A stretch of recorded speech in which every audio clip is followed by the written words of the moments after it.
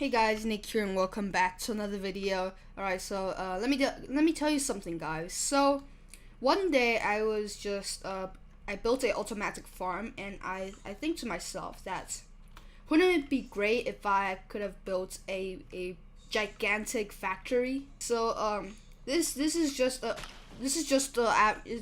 your average automatic farm. It just farms stuff, but I realized something. It's not fully automatic. You still have to replant the weeds yourselves. So it's gonna be like a chore to replant these. So I think that I should build a automatic factory to handle all of these things at once. So you guys might be wondering, why am I telling you guys this? And that's because I built something that can just solve this problem of replanting. Why not we actually go through the portal to the factory? Let's quickly build the portal to a factory, and I will see you guys right over there. I just need a flint and steel. There we go. So let's ignite this portal and let's go to the factory. Here we go!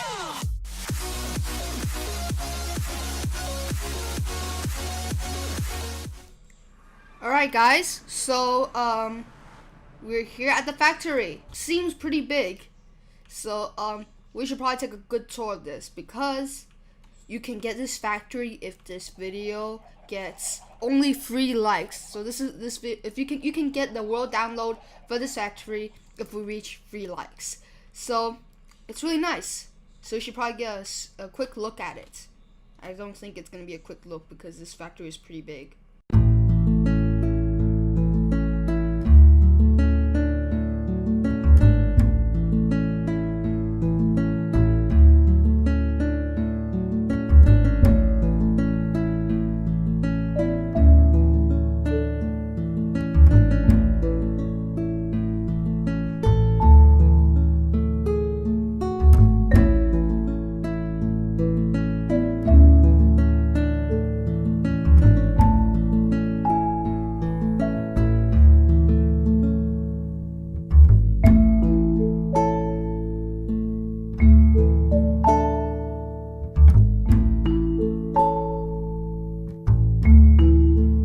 Alright guys, hopefully that's enough preview of the factory, so we should get a proper tour started. So let's get started. So of course you see that there is iron doors protecting the entrance of the factory, and you of course needed a key. In my case, I got the Redstone Torch Key and I renamed it to be a factory key. So you place this right over here, and it will remove the torch, and it will open the door for you. So it's not really a complex redstone, and you can press this button here to close the door behind you. And in case if it's nighttime, you can also press this to provide extra protection. Let me show you guys here. So the door will be going to complete lockdown, and this is great for extra protection and all. So yeah, and the redstone behind this thing isn't too hard. For the iron bars, it basically just had a redstone torch tower leading down here, and I also put a little sign that says Jeff for no reason. It connected to a T flip-flop, and yeah, it pretty much controls everything. And for the door, it's also really simple. So basically, at the front here, when you place the redstone torch, it will connect this redstone line to the other, which basically goes into a T flip-flop. I really need to give myself like night vision. Also, the shaders are kind of bugging me off, so I might need to, and it seems like it's not working, so I might have to turn off my shader. So this is connected to a T flip-flop, which then has a comparator output that is connected directly to the door. So the door has like some redstone torches, and so yeah, and when you press the button right over here, it is connected directly to the T flip-flop right over here, the same one that you used to get into the factory. And that's pretty much it. So I'm going to just quickly disable the iron bars because there's currently no use. It's more of just aesthetics, unless you're going to put this on multiplayer, of course. Alright, so the first thing you're going to be greeted is, of course, the storage silo. And this is basically the most important part of my entire factory, because this manages this manages where items go and all. As you can see, there's like a ton of hoppers, item elevators and all, and this is where all the goods are stored. And I also add some nice little features like the trash can, which actually works. This is basically a cauldron, but I modify it to make it act like a trash can. There's basically, as you can see, there's hoppers underneath it. I also added some ender chest, crafting table, and a jukebox to listen to music. And because I don't have a separate house for this, I also have my room. I just put the sign here saying it's my room. But if you download this map, you can feel free to actually change up the sign and say it's and claim it as your own room, because of course I don't even care about that. So right over here is Kiwi and Taylor's living quarters. You guys might be wondering who's Kiwi and who's Taylor. So Kiwi and Taylor, they both are my past pet birds. So Taylor died sadly a couple years ago, and Kiwi flew away. But I recreated them in Minecraft, and I built a little living quarter for them inside the factory because I don't have a house outside of this factory. So I decided to live inside. So I use some heads in order to decorate the area. This is basically a head, but I go to minecraftheads.com to find all these heads. And this is just a computer monitor and another trash can. Now the cool thing about this trash can is since it sends directly down to a hopper and it throws it in lava, believe it or not, the trash can that is at the storage silo right over here is actually directly connected to the same hopper that the first trash can used. So yeah, that's pretty much it. And this is where I sleep and all. Now this is the bathroom. Sorry if I cannot talk properly, because remember guys, I cannot talk properly in the morning. Currently it's around 10 or something, and yeah, I'm doing a video. And so this is basically a working toilet. So let's grab some bricks, because of course they kind of look like poop, to be honest. And if you press the flush button, you get toilet paper. So yeah, that's really nice. And this right over here is kind of really weird. I don't know, it's leaking water for some reason, but this is basically a working shower. I made use of this using command blocks because that is basically the only way. Oh my goodness, it's so buggy. So I make use of this using command blocks. The lever is kind of blocking my vision here, but I use command blocks so you can mess around with it because it's just particles. It's basically just particles. There's nothing special about it. So yeah, and this is just this right over here is just for looks. It does not have any features whatsoever. So it's turning nighttime, and let's quickly set today. Alright guys, so let's continue on with the tour.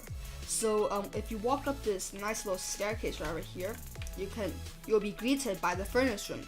Now this is a central furnace room. So if I get into spectator mode, as you can see, it's one of the tallest buildings, but not that tall, but we'll get to that later. So this is a central furnace room.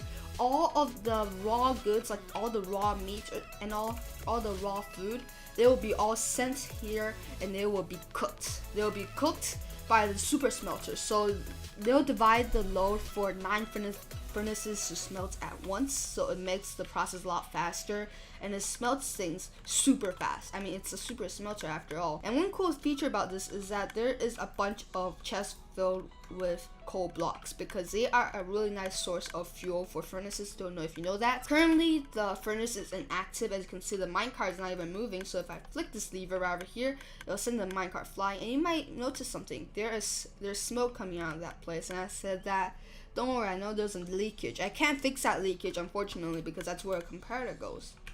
And as soon as you flick that lever, the chimneys up top, like directly on top of the central furnace station, the chimneys will be filled with smoke, and they'll be like blasting straight up into atmosphere and all.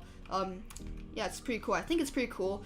But the thing is, I also noted that it can be laggy due to the fact that there is a bunch of particle effects blasted out there. So if you're running on like a lower end system, I will only suggest you turning this like don't turn this too much, because it's gonna really lag your system. It's even lagging for me, which is kind of funny. So I'm gonna shut down the furnace system for now, and as you can see, over a short period of time, all of the furnaces are basically firing and they're smelting items for us.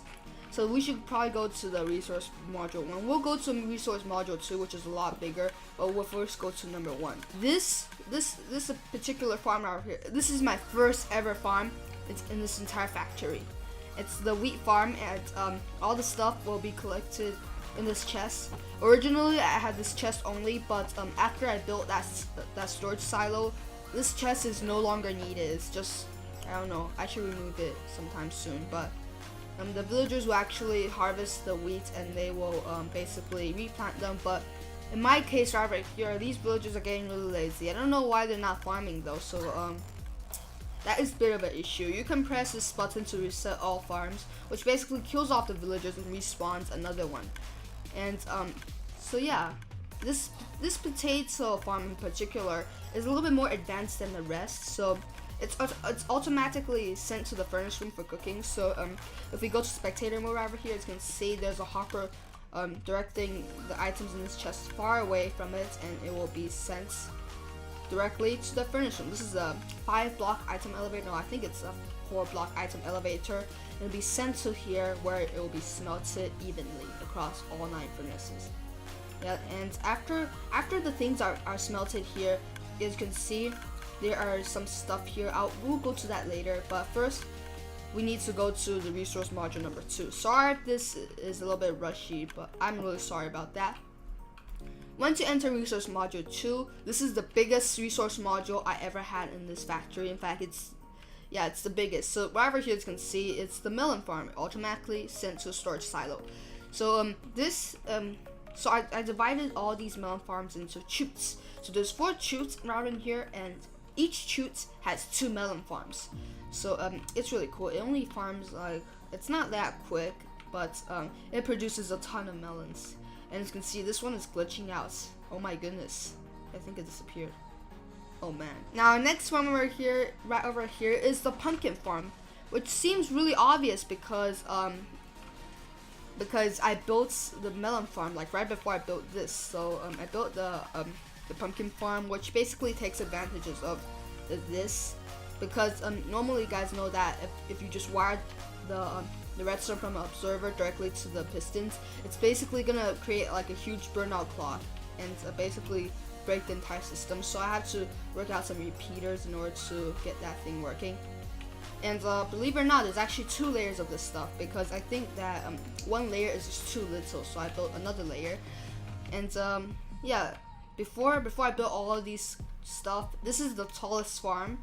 But yeah, we should probably move on. And remember guys, all of this are all sent to the storage silo. You can see that there's some uneven hiding of these hoppers, but they're all sent they're all sent to the storage silo over here where there's like hundreds of chests. I don't think it's hundreds, but there's tons of chests.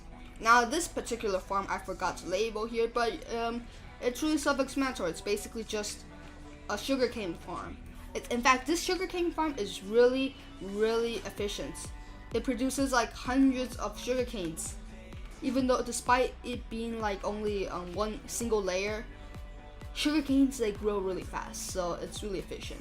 Now this right over here, I'm kind of disappointed about this farm, because at that time this is my first ever meat farm, and I had a lot of trouble trying to figure out how I should kill the pigs. So instead I opted for these spawners over here. Some pigs actually made it into the redstone area. It's super loud, by the way, so the pig will basically sent to the lava and it will be automatically cooked and will be sent to the storage silo. That's basically it. Also, I also put up a warning sign saying that this place is going to be really loud. It's kind of far away, but it's going to be really loud, because this is where the chickens go.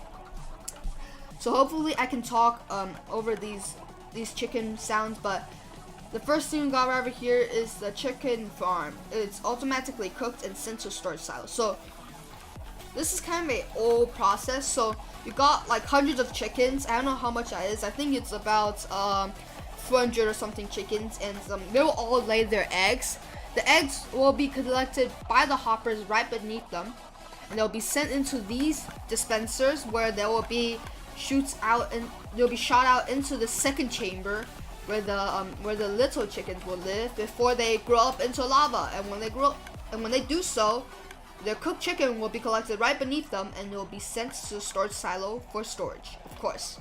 Now back at the storage silo, I was thinking that I should get myself some pumpkin pie, and I'm full on pumpkin and sugar canes, but all I need is chicken eggs. So I decided to build myself a chicken egg farm. Yay! It's automatically sent to storage silo. And in fact, this is like this farm right here produces like hundreds of chicken eggs. In fact, I need to like expand my storage every single day because all my storage over there for the chicken eggs are full. So that's kind of cool, but it's a chore upgrading it. All right. Our next farm over here is the beef farm. It's automatically cooked and it's sent to storage silos. So it does not have a built-in lava system. So basically, it's just a platform where the cows are spawned, and they will just and they'll drop down a 22 block pillar, and they'll just drop through a 22 block height, and they will just die. And right beneath these slabs, there are hoppers, and the hoppers collect these drops from the cows, and don't mind about this. We'll get to that later. It has nothing to do with the cow farm, by the way. So all the cows drop will be sent into this nifty machine over here. This machine takes out the leather from the cows, and it is sent to a dropper where it will be then dispensed into lava, which as you can see, random stuff just drop out of that area. You can see rabbit drops because apparently, believe it or not, this particular dropper is shared across many farms. So you occasionally see random drops coming out of it. So what about the beef? The raw beef will then continue on its journey to the furnace room. So the furnace room. So if we follow this hopper thing right over here, you can see is then sent to the furnace room. And I don't know if you guys know this, but this particular hopper line is shared across, I think, 2 farms. So this is the line where it goes to Central Furnace Station, because this will save a lot of time. So if we follow this hopper over here, as you can see, it will be eventually sent to this item elevator, and it will be brought up by 1 block, and it will be sent to the furnace room for cooking. As you can see, it's the same dropper machine, and it will then be sent over to another item elevator, where it will be sent here for the cooking.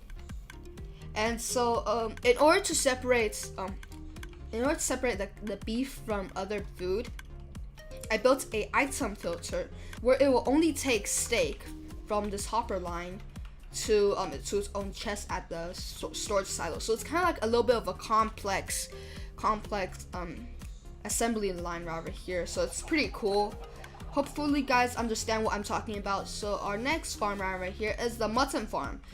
It's a really simple farm, but the fact is that, as you can see right beneath you, there is a bunch of hoppers. We'll get to that in just a second. So how are the sheep kills? So when they spawn, of course, they'll be spawned on these grass blocks, and the contraption will basically push the sheep out of their own grass patch, and they will be sent just flowing down, and they will be sent through a lava thing, and they'll be left here to burn to their death. And right, so I guess it's time for me to explain how this all works. So right beneath the stone slabs, there's the hopper that collects all of these the sheep's drops, and will be sent through this kind of complex sorting machine where it takes out all the wool of different colors. So as you can see, I built these redstone contraptions out of different wool types, which basically shows you what that contraption removes. So this grayish contraption removes gray wool, and this white contraption takes out the white wool. So there's a total of, I guess, around 7. I think there's a total of 7 filters over here. So after all of these wool have been taken out, it will be sent through this hopper line, and it will basically be sent here if we follow it. It's kind of a long journey, and it will be sent up this item elevator, where it will basically follow another hopper line into the chest. As you can see, if we go down and look at these chests, as you can see, there are some cooked mutton. It's not really efficient though, but it will do. It's not really a big factory after all. Alright, so our last farm of this thing is basically rabbit farm. So it's, so as you can see, this hopper is right underneath the stone slabs. They'll be collected, and they'll be also sent through a filter where the rabbit hide will be filtered out and will be all sent to the dropper. As you can see, it will be dispensed into lava. And our second filter is basically the rabbit's foot, because of course we don't want that into our clogging up our storage silos. So I took out all the stuff, and now all we're left with is raw rabbit. So raw rabbit is then sent to the furnace line. So it's the same furnace line that's the beef farm uses in order to get the materials into the central furnace station. And also I realized there's a zombie, so I guess we should turn to peaceful mode. Nice. Okay. So we'll follow the same line into the furnace room, and back at the furnace room, there's another sorting system right over here that sorts out all the cooked rabbits, and the cooked rabbits will then be sent on its little journey to its own chest. So it's kind of hard because, as you can see, all these contraptions are all cramped to each other. So it's really hard to do the wiring and all. So this took me like hours upon hours in order to figure out the proper wiring for all these. But you guys are gonna be winning all these, getting all these nice little farms. And by the way, the rabbits on top are just for decoys. In fact, I don't know what these rabbits are doing. They're all named rabbits, so they won't despawn, which is nice. Now, what are my future plans for all this? By the way, as you can see that the sheep farm is built directly into the mountain. So guys, what are my future plans for this factory?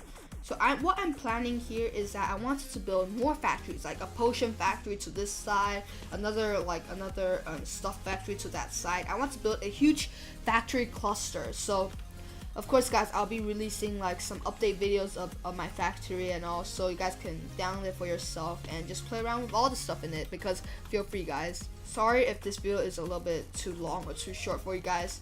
But I guess that's gonna pretty much end off for this video for today. I look too short, but it's just me. But yeah guys, thanks guys for watching this video, and I hope you enjoyed. Now the download link will be available once this video hits 3 likes. So yeah, thanks guys for watching this video. Make sure to leave a like, comment, and subscribe. And if you don't want to miss out any of my future videos, make sure to press the post notification bells. And yeah, thanks guys for watching, and I'll see you all later. Goodbye.